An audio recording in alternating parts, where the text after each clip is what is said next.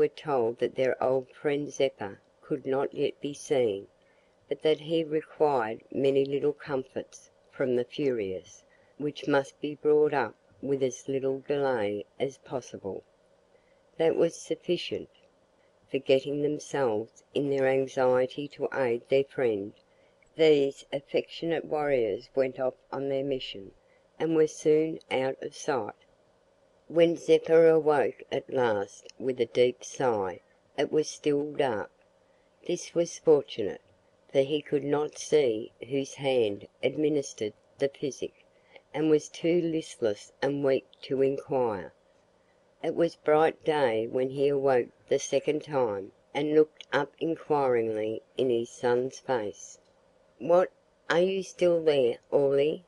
he said faintly, while the habitual sweet expression stole over his pale features, though it was quickly followed by the perplexed look.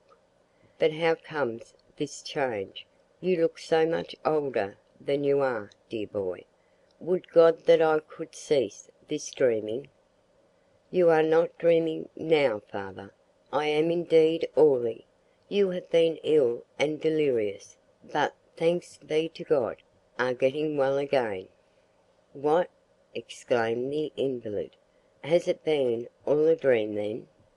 Were you not thrown into the sea by the mutineers, and have I not been wandering for months or years on a desert island? But then, if these things be all dreams," he added, opening his eyes wide and fixing them intently on Orlando's face, "how comes it that I still dream the change in you? You are Orley, yet not Orley. How is that?" "Yes, all that is true, dear, dear father," said the youth, gently clasping one of the helpless hands that lay crossed on Zeppa's broad chest. "I was thrown overboard by the mutineers years ago, but, thank God, I was not drowned, and you have been wandering here very ill for years, but, thank God again, you are better, and I have been mercifully sent to deliver you." "I can't believe it, Orley, for I have so often seen you, and you have so often given me the slip, yet there does seem something very real about you just now, very real, though so changed, yet it is the same voice, and you never spoke to me before in my dreams except once." "Yes, I think it was once that you spoke. I remember it well, for the sound sent such a thrill to my heart. Oh, God forbid that it should again fade away as it has done so often." "It will not fade, father. The time you speak of was only yesterday, when I found you. You have been sleeping since, and a doctor is attending you." "A doctor! Where did he come from?" At that moment Ebony approached, with some food in a tin pan. The invalid observed him at once. "Ebony, can that be you? Why, when oh, my poor brain feels so light, it seems as if a puff of wind would blow it away. I must have been very ill." Zeppa spoke feebly, and closed his eyes, from which one or two tears issued, blessed tears, the first he had shed for many a day. "His reason is restored," whispered the doctor in Orlando's ear, "but he must be left to rest."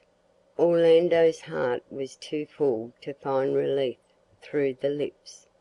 "I cannot understand it at all," resumed Zeppa, reopening his eyes. "Least of all can I understand you, Orley, but my hope is in God. I would sleep now, but you must not let go my hand." Orlando held it tighter. "One word more. Your dear mother?" "Is well, and longs to see you." A profound, long-drawn sigh followed, as if an insupportable burden had been removed from the wearied soul, and Zeppa sank into a sleep so peaceful that it seemed as if the spirit had forsaken the worn out frame. But a steady, gentle heaving of the chest told that life was still there. During the hours that followed, Orlando sat quite motionless, like a statue, firmly grasping his father's hand. Chapter 12